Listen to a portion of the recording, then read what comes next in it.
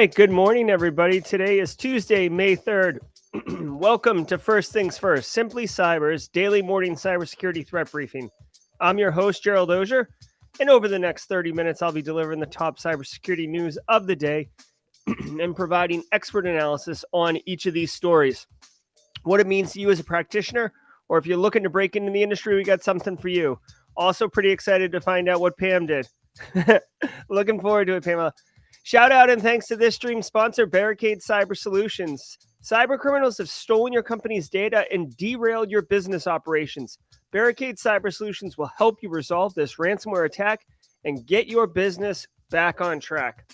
I want to remind you, if you hold professional certifications that require CPEs, each episode of First Things First is worth half a CPE, which stacks up like a is it In-N-Out Burger that does the stacks where you can order as many patties as you want? I'm not sure. I know there's a place in Vegas that allows you to do that. Long story short, they stack. So it's 2.5 a week, 10 a month. Get your CPEs from First Things First. Just drop a comment in chat or something like that, which is essentially the same as signing the clipboard at the front of the room as you walk in. Good times. If you're live, love it. Thanks for being here. I see you guys all piling in. There's 45 of us in the first minute. This is awesome. Love it. Can't wait to hear all the good news people are sharing in stream. I see it. If you're watching on replay, thanks for catching the stream. Fantastic. That's why we record it and make it available. So work for everybody's schedule. If you want to jump right to the news, that ticker right there, this guy right here. Hold on. Can I kind of point to it? Right there. When that gets to 0, we are going to jump in. So feel free to just grab the timer thing and slide to the right. But for the next 1 minute and 8 seconds, we're going to be welcoming folks into stream. All right. Good morning, everybody. Hope you're doing well. Somebody, mods, Pamela, what's the news? I want to see. Congratulations. As soon as I'm sure it's awesome, whatever it is. Good to see you, Kimberly. Good to see you, Patrick. Hey, Ricky. Good to see you, Carrie. Always pleasure. Anna Lynn, squad. Love the squad. Yep, CISSP mentor. Thanks for joining the squad. Good to see you. Yeah, coffee. Hey, Mark Lester. Good to see you, man. Hope everything's well over in your neck of the woods. Amadou Ba. Yes. What's up, Blue Crab State? Hey, Nathan. Good to see you. From the UK. Thanks for checking in. Oh, nice. Awesome, Pam. Congratulations on the cert. Whoop, whoop. Hey, can I, what would be an appropriate, yeah. There you go. Throw you some Mario coins, Pam. It's the best I got. All right, guys, this is cool. I started the timer a little early so we can dive right in. A lot of great information we're going to be dealing with today. So if you want to play along, some of you may be familiar with this technique. We are going to cisoseries.com. cisoseries.com, David Spark and his gang are always delivering spicy hot daily podcast, which allows us to piggyback on it. So if you decide that Simply Cyber's First Things First is not your speed, that's cool. No judgment. But consider getting your daily briefing from cisoseries.com. Let's get into the news.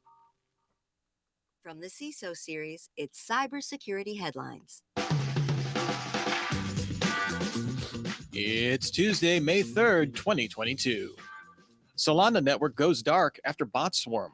A swarm of bots hit the popular NFT minting tool called Candy Machine over the weekend, hitting it with 4 million transaction requests and 100 gigabits of data per second, ultimately pushing validators of the blockchain out of consensus. The network went dark for roughly 7 hours as a result, only coming back online after restarting the validators in an effective hard fork. It's unclear at this point how the bot swarm caused it to lose consensus. The spy... All right, guys. So, I'm not going to pretend here. We got some, what is it? Crypto? Yeah. I'm a crypto evangelist. I love it, love it, love it. Yeah. Well, we'll get as many crypto sound effects as we can. Okay, guys. I don't know much about Solana. I know it's a network kind of like Ethereum as far as I know, which allows, and this is going to get way deep into the crypto stuff, but the way that like crypto works, you have a bunch of decentralized validators who are all competing to validate a transaction before it gets written to the ledger. And I believe if you're one of the validators that's selected for the validation process, you get there's some value to you, whether it's like a part of the transaction or something like that. Anyways, it looks like somebody was trying to do one of two things here with basically weaponizing a botnet. So normally we see botnets get used for denial of service, distributed denial of service, misinformation campaigns. Those are kind of the standard use cases for botnets.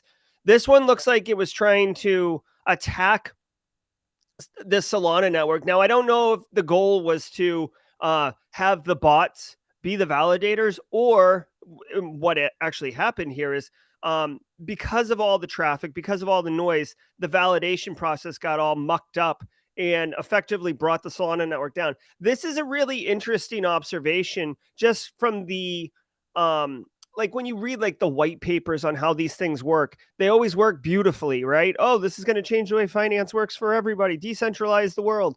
Okay. And then like in practice, this is a vulnerability, right? If you clog the network with a bunch of noise, the actual process of validation can't occur. So I don't know if this, it makes me wonder if this was like a proof of concept kind of thing. They did do a hard fork and bypassed it. So there are workarounds, but you really, I don't know. You don't want to be doing hard forks in the middle of production, right? That sounds like a disaster recovery plan more than a normal business operations plan. So anyways, long story short, crypto, high risk, high reward. Where in Spain falls mostly on the politicians. The Spanish government announced that mobile phones belonging to Prime Minister Pedro Sanchez and Defense Minister Margarita Robles were both infected in mid-2021 with NSO Group's Pegasus spyware. Both devices had information exfiltrated. Last month, Citizen Lab reported that dozens of pro-independence Catalan figures in Spain were targeted with Pegasus software as well. NSO maintains Pegasus is used by foreign government clients to target serious criminals, and that it does not obtain any information from Pegasus or know which targets its clients use it on. Oh, nice. The old plausible deniability. Gotta love that that playbook move. So, guys, like I wish I had a sound effect for like here's my shocked face, right? Like think about this, dude. You have a piece of software that can zero click completely compromise mobile devices. Now, NSO Group says that they only hold on. Let me punch in a little bit. NSO Group says that they're only going to sell this to law enforcement of the nation state level for serious criminals. But like, obviously, what's the due diligence they're doing there? A lot of that information would be sensitive. Hold on. A lot of that information would be sensitive, right? So what level of validation do you have to provide to NSO Group? Oh, by the way, with a duffel bag full of cash to allow them to say, oh yeah, no, that's a righteous use case for Pegasus, so go for it. On top of that, they say, NSO Group, and for good reason, they say that they don't track any of the telemetry or any of the use of Pegasus. Once you get it, it's in your hands. Just like, here's a handgun. We don't track where the bullets shoot, right? Obviously. Well, this plausible deniability, it's such a farce, dude. Like, obviously, NSO Group, people are going to use this. It's an incredibly powerful weapon for espionage. Now, I don't know what is going on in Spain or this Catalan group, and I think this was from a few years ago because this is all coming out. But obviously, guys, this is a story that could write itself as like a cheap like film school student storyline for their second year in cinematography. Oh, we've got two powerful regimes controlling a country, and one of them uses cyber weapons to eavesdrop and have asymmetrical information of the opponent. Wow, what a shocker. Like, obviously this is going to happen, guys. The only thing is, okay, so two things. One, obviously this was going to happen, and the NSO Group got their hand caught in the cookie jar with this one. So my question is it really like, is the focus more on the group that was targeting this Catalan group? Like, where are the questions? Like, who bought the NSO Group Pegasus software? And the other thing I'm thinking of is like, how many other regimes are leveraging Pegasus, right? That we just don't know about. I assure you, NSO Group is not paying their bills with one client out of Spain. You know what I'm saying? Security isn't top of mind for mental health apps. Mozilla's Privacy Not Included guide did an analysis of 32 mental health and prayer apps across app stores. It gave 29 of the apps warning labels for concerns over how the apps were managing extremely sensitive data, with vaguely defined privacy policies over how it was handled. Most apps also had poor security practices, letting users create accounts with extremely weak passwords. Some therapy apps collect user transcripts, while others collect user information for third parties and share info for advertising purposes. This seemingly isn't new within the industry. A 2018 study by the journal Internet Interventions found that less than half of 116 apps for depression had any privacy policy at all. Oh my God, what the hell? So this is terrible, guys. Hold on, let me look at this. Okay. So first of all, congratulations, or thank you for doing this work, Mozilla. Okay. So looking at mental health apps and the privacy. So privacy protections across any app is really important. And we saw Google's released that SDK just recently, which allows you to integrate privacy settings into your apps. We've seen iPhone for a year or two now where it pops up and it's like, hey, like Pandora wants to access your camera. It's like, it's a music app. Get back from my camera, Pandora, right? Like it makes no sense. So I like that they're cutting into this vertical of the apps, the mental health apps, guys, at least in the United States. I know we have an international audience in chat. In the United States, mental health has a stigma associated with it. Now, we're getting further away from that, where it's becoming much more socially acceptable to seek mental health assistance and get mentally healthy. But there's still a bit of a stigma associated with it. So it's a very private matter, especially if you actually need or are seeking mental health assistance. For these mental health apps, which by the way, I think is fantastic. It's very private, it's targeted, it's affordable, right? Not everybody can afford healthcare, let alone mental health care with a actual certified professional. So these apps provide an awesome example. I find it gross. It's gross that, but it's capitalism, which sucks. I find it gross that they're taking this information and they're selling it. And they can, by the way, they can use it to not just tailor ads and stuff like that for you, but also they know what your weaknesses are.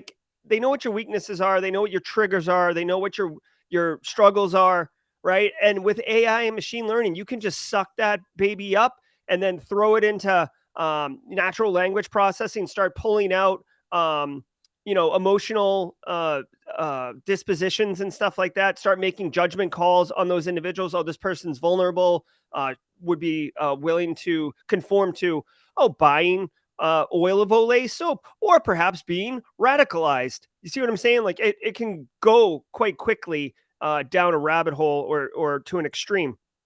So I don't like that they're selling the transcripts. I find unless there is some therapist is going to be going over the transcripts and providing you like patient care. And in that case, the transcripts and the control of that information should be incredibly secure. So anyways, whatever. This is just so on brand for 2022. But again, if the app is free, you are the product, right? So I don't know, man. It's double-edged sword. Kind of sucks. He fished for $23.5 million. Oh, I heard about Department this. of Justice convicted California resident Serkan Oyuntur for multiple counts related to phishing activities against the Defense Department, finding he incurred $23.5 million in damages. This began in September 2018 when Oyuntur registered a DIA-MIL.com domain for its phishing operations, Typo squad, similar to the legitimate DLA.MIL domain. He used the domain to send emails to users of a vendor database to a fake login.gov site, where Oyuntur would steal credentials. He eventually obtained credentials for a Southeast Asian corporation with active fuel provision contracts and changed the banking information to a foreign account he controlled. I know it might be considered extreme, but can we try this person for treason? Right? I mean, they're literally stealing money that's supposed to go to pay for Department of Defense jet fuel. Okay? Scum. And I get whatever criminal opportunity, but this dude clearly had a plan, right? The plan is I'm going to register a fake domain that will confuse people. I'm going to steal their credentials.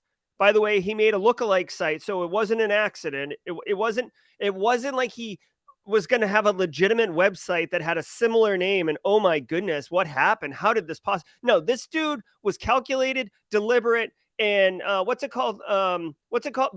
Premeditated. He knew what he was doing. And $23.5 million, like, dude, you idiot. And he's in the United States too. So like, Jesus, man. So gets the creds, logs into a bunch of different sites or accounts, and then finds one for the $23 million. I don't know. It says tricked into paying. I'm not 100% sure if the money actually went through. Okay.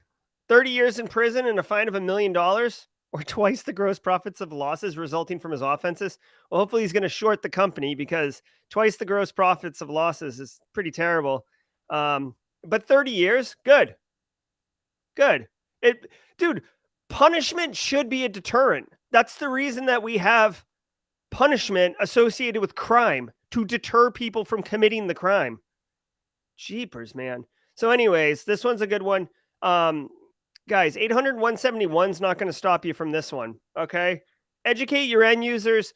Look at domain names. If you work in the federal IT space, which many of us do, use this as an opportunity to educate not just the business side of the house, but like the end users.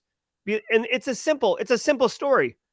Different typo squatted domain name, phishing email, fake login page, and then cash money, right? Randy Moss. Straight cash, homie. Yeah, straight cash, homie, right? I mean, it's like the simplest crime right here, and it made $23.5 million.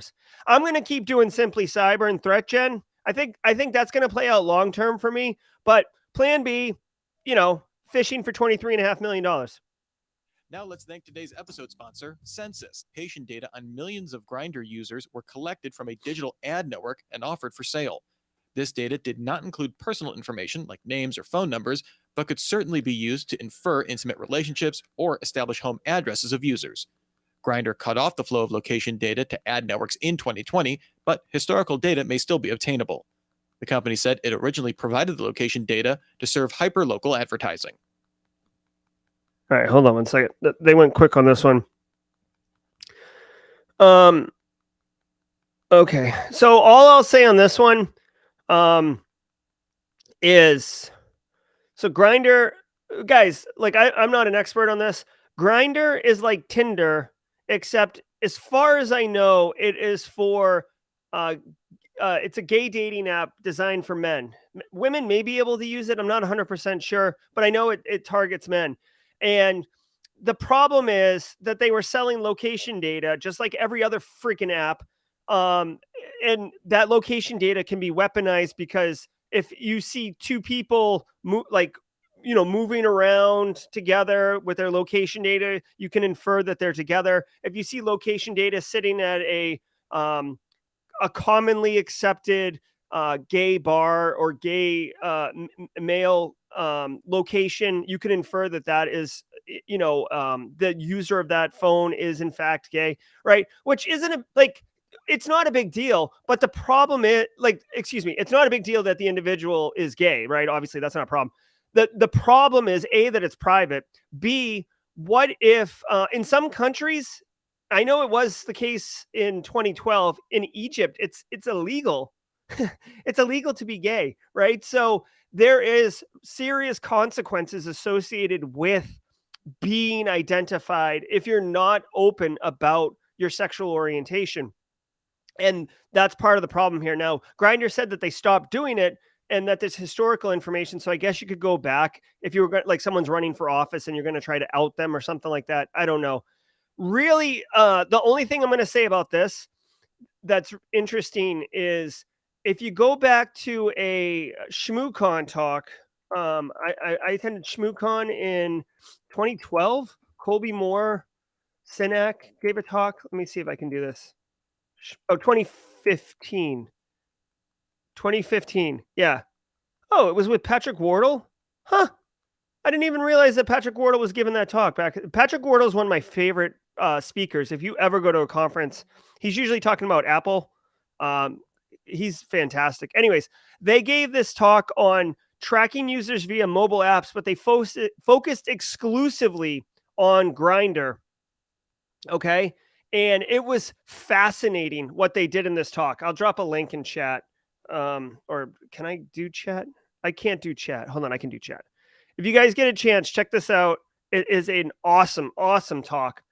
And long story short, they were able to really do a lot with the location data. And this could be translated across any app, right? Tinder, Bumble, like running apps, like any app that is tracking your location. They were able to show that the APIs weren't really secure. So you could just query, you could change it, you could do triangulation quite easily.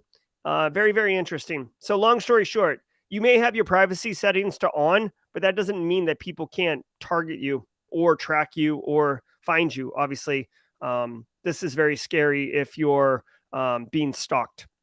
Results from the first defense industrial base bug bounty. Almost 300 security researchers took part in the Defense Industrial Base Vulnerability Disclosure Program pilot over the last 12 months, turning up over 400 valid vulnerabilities. HackerOne ran the pilot in coordination with the Defense Cybercrime Center and Defense Counterintelligence and Security Agency, looking at 41 entities and 348 systems. This represents a small amount of the organizations that contract directly with the Pentagon, estimated on the low end to be over 100,000. The Pentagon hopes to take lessons learned from the pilot to inform a larger funded program. Okay, this is really cool. Threat hunting program and the defense and wait, foreign hackers. Okay, so this is really cool. Okay, we talked a little bit about this the other day. This was a pilot, right? So they only invited a subset of people, and they finished their research. They found 400 vulnerabilities that required action and remediation. I love this, guys. In 2022, we cannot address cybersecurity at the federal level, including the DoD. We cannot address them in a federal bureaucratic way. Like the federal system is too big, it moves too slow. You need to be agile. And I'm not just throwing buzzwords out, man. Like you need to be agile and adapt quickly, especially when things are discovered. So having a bug bounty program that can help the defense industrial base, that can help federal IT effectively is absolutely huge. So I hope that they go on to fund this. Obviously, budget will have to be requested to pay for the bug bounty program and the attackers to get in there. There'll have to be a ton of vetting of the potential researchers that are allowed to attack, because obviously you don't want to invite randoms from the international community who may be actually adversaries of the United States under the guise of bug bounty, discovering things. But there is a way forward for this, and I think it's fantastic. I hope to goodness that this continues to be a thing. Cyber attack rocks Trinidad's largest supermarket chain. Last week, Massy stores released a statement that it was experiencing technical challenges with its checkout systems, impacting all 21 locations across Trinidad in what was later characterized as a cyber attack. It's unknown if this involved ransomware. The chain was able to open some stores on April 30th, but card systems were completely down, with all stores reopened by May 1st with intermittent card outages. Massy Stores claims no customer or partner data was lost in these attacks. Yep, that means it was ransomware. I mean, you can't actually say that, because if data was exfiltrated, which is the double extortion scheme, which is pretty popular, you could argue that saying that the data wasn't affected doesn't necessarily mean that it wasn't ransomware. This sucks for Massy stores. I don't know about them, but obviously they're huge supermarkets. Let's see. What? Cardholders will be credited their points by emailing a photo of their entire bill and their Massy card number. Okay. Yeah, I mean, there isn't much story here, guys. 21 locations suffered a cyber attack. You could think of it as a couple different ways. Guys, if you work in retail, I know that's a smaller segment for some of us. If you work in retail, this is a fantastic story to bookmark and come back to as you move forward and try to request budget and really outline the reality of impact for your organization. basically they got hit, right? It could have been malware. I mean, obviously it was malware. It could have been ransomware, but it screwed up their. It looks like their point of sale systems. I'm sure that they have an integrated inventory system on where inventory is at all the locations, so they can ship from the main warehouse, etc. Sucks for them, and they're just a victim. Your should have patched Tuesday bug roundup. Microsoft patched a bug discovered by researchers at Wiz Research called Exact Replica, which could allow for malicious code execution in Azure PostgreSQL. Rapid7 security researchers warn of thousands of Linux servers impacted by a Redis sandbox escape vulnerability that was already patched by Debian and Ubuntu on February 18th. Microsoft documented a pair of Linux privilege escalation flaws dubbed Nimbus Spawn, which could create a permanent root access backdoor on systems. And QNAP asked users to disable AFP file service protocol on their NAS devices until they fix multiple critical Netatalk vulnerabilities. Okay.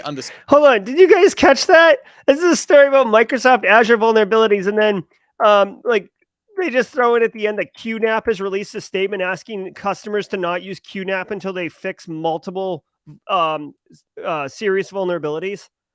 I'm telling you guys, I gotta get a QNAP sound effect. Like this is what you should do with your QNAP NAS devices. Just whip it out the window. Those things are gross on your network.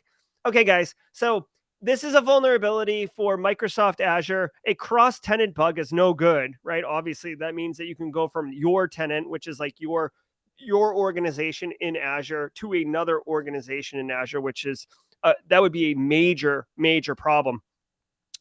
I wouldn't worry too much about it if you are using Postgres in Azure, which is a database.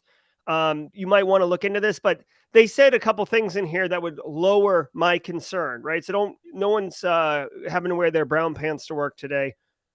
They said that it's not being exploited in the wild that they're aware of. It requires chaining together multiple vulnerabilities and having that successfully execute. So this is a very complicated vulnerability to exploit, and Microsoft's aware of it. So hopefully they're taking steps to fix it, right? Again, this is the beauty of cloud, right? You don't control, in some instances, they control the operating system down, right? Especially for like Postgres, that's more of a platform as a service. So hopefully Microsoft's taking the actions, and you don't even have to do anything except sit back, relax, and chill, knowing that this has been patched. See, yeah, Microsoft is patched, so you're good to go. Just interesting to know that cross-tenant bugs exist. You may even want to bookmark this under your cloud security folder in your bookmark manager. I like to keep stories like this lined up. That way, if someone's like, oh, let's move to the cloud, it's completely secure. Or you talk about like breaking out of a hypervisor, like for VMware. Oh, you can't break out of a hypervisor. It's like, oh, here's 4 stories of people breaking out of hypervisors. Now what, Todd? And just like drop the mic. So anyways, there's benefit in bookmarking these things in a logical way that works for you. All right. That's going to do it. Let's do this. All right, guys. Let me jam this up a little bit. I don't want to do that. Yeah. All right, guys. So that's going to do it for First Things First. I want to call your attention to a couple different things, guys. This Wednesday, so tomorrow at 11:30 a.m. For those of you who don't know, I've been playing ThreatGen's Red versus Blue every Wednesday at 11:30 a.m. on ThreatGen's YouTube channel, but I pair it with Simply Cyber so you can catch it here. I do a blue team on weeks A, and I do red team on weeks B. It's a simulation where you can be red or blue, and you play against an active adversary on the other side. And I've been trying to make it really interesting. Last time I did the blue team, I did the CIS 18 controls and tested that out as if that was my methodology. This week, so tomorrow, I will be implementing the Australian government's Australian Signals Directorate Essential 8 maturity model. It is a framework that the Australian government pushes down to their federal IT space on the approach to implementing information security.